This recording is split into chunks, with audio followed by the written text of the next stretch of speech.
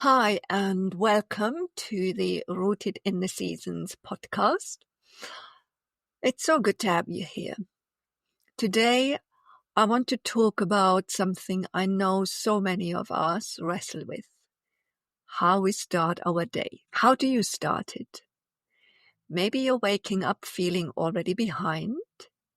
Maybe you're dragging your feet out of bed already tired. Or maybe your mornings are just a chaotic blur, getting everyone else sorted but leaving yourself last on the list. I want to invite you today to zoom out and look at the mornings not as one more thing to fix or hustle through, but as a chance to plant a seed for how you want your day to be or how you want your day to look like. Because how you start your morning really does ripple through everything else. And I'm not talking about adding a 2-hour routine or something overwhelming. I'm talking about a simple grounding blueprint, a few small intentional steps that can help you start strong, stress less, and feel clear.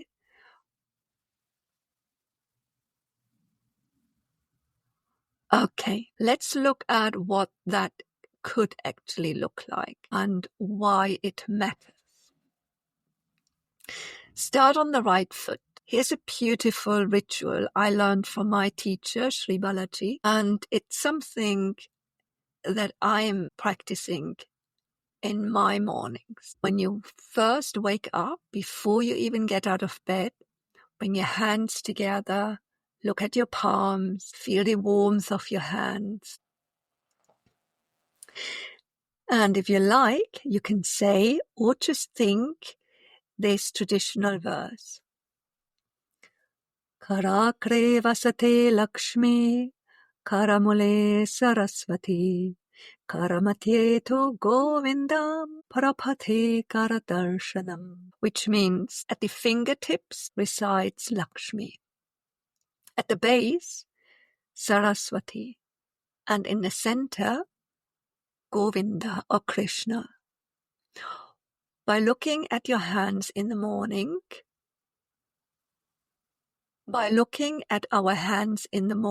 we honor abundance, wisdom, and action.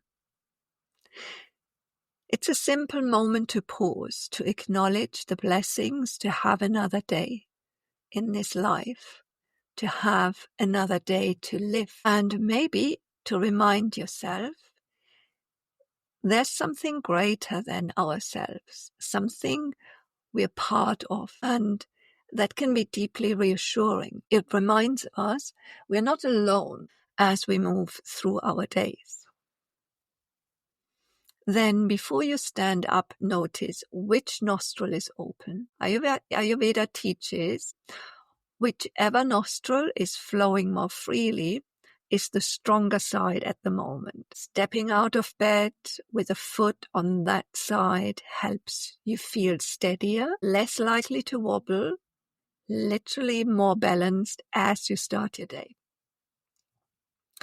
And if you like to go a step further, you could quietly offer a little prayer to the earth, seen as the Mother Earth, before your feet touch the floor.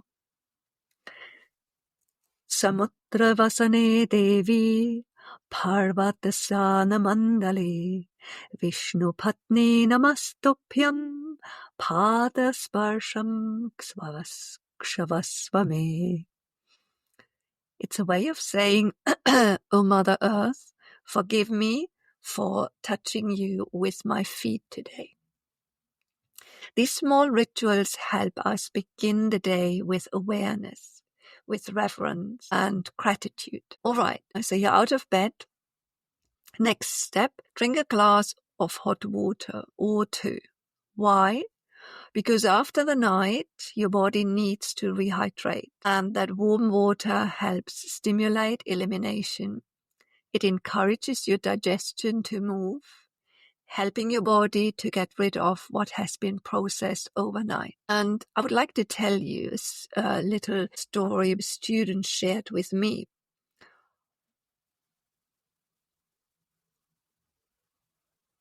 So the student, after years of struggling with frequent migraines, she began drinking hot water first thing in the morning. And within a few weeks, the migraines became less frequent. Now, they're just occasional, not regular anymore. Sometimes it's the smallest and simplest habit that can have an unimaginary impact. Okay, let's get the body started. But again, this doesn't have to be big or complicated. A few rounds of Surya Namaskar or sun salutations can wake up your circulation, your breath, your digestion, your whole system. If you're one of my students, you know Surya Namaskar is one of my go-to recommendations what to do if you want to do something. You don't need a full yoga mat practice. Even just 3 rounds can set you up beautifully. And if you've woken up feeling a bit depleted or heavy, you might swap that for a restorative practice instead. Or you might add a restorative pose at the end. Something like supported Baddha Konasana, supported reclining butterfly, combined with slow, deep breathing to restore your energy without pushing the body. If you like some guidance, I'll pop the link to my Surya Namaskar tutorial video, and I also created recently a blog post. I put both into the show notes so you can follow along and read more about this excellent, beautiful practice. So, you had your water, you have moved your body. Now I would like to invite you to sit quietly for a few minutes. Mentally walk through the day. Think about what's coming up. Getting the kids ready, work tasks, errands, meals. Ask yourself, what's really essential today? What's nice to get done but not urgent? Am I adding pressure from outside expectations? You might even write this down. A quick note in a journal can help you see things more clearly, prioritize, and stay focused on what matters. It's a simple practice that supports you in making clearer decisions throughout the day. You're acting rather than reacting, consciously choosing where to place your time and your energy. It really makes such a big difference. So I highly recommend to add that into your day, and it just takes 5 minutes maximum. So finally, let's not forget breakfast. I know it's tempting to just grab whatever it's quickest or skip it entirely. For some, it might be suitable, but if you are of a Vata or Pitta constitution, breakfast should feature in your mornings. So you can choose something warm, something nourishing, but light, like a simple porridge or warm grain bowl. It helps balance your energy. The blood sugar keeps your mind clearer, more focused, more steady. You can make it even easier by soaking the oats overnight in water, your favorite milk. Add the spices already, and in the morning, just heat them up, add a few toppings, and breakfast is ready.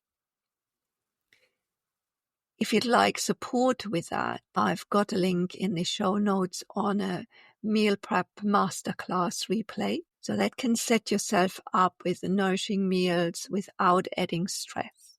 How to plan them out for the entire week or even month. Now you might think that all sounds great, but I just can't get up earlier. And I completely understand that. And here's what I want to remind you. The morning doesn't stand alone. Ayurveda teaches us each step prepares for the next. The evening prepares for the night prepares for the next day. It's all connected. Just like we talked about So if you're waking up exhausted, feeling rushed or drained, it's worth zooming out and asking, when did I go to bed? How did I go to bed? Was I scrolling, working, overstimulated right before sleep? Our mornings don't begin with the alarm clock, they begin the night before. And little by little, we can shift habits that aren't serving us. We can make small adjustments, just like we once created the patterns we're living now and that might not serve us anymore. Because truly, your health is in your hands. So, where could you begin? Which small step feels exciting or doable for you to try tomorrow? I love to hear.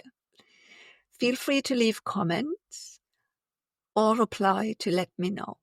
I'm happy to support you in building your own calm and nourishing morning routine. And if you're ready to take this work deeper with a step-by-step roadmap to reduce stress and create more balance every day, doors are open now for my Stress Less, Live More course. You can find the link in the show notes. Thank you so much for listening, and until next time, take good care of yourself.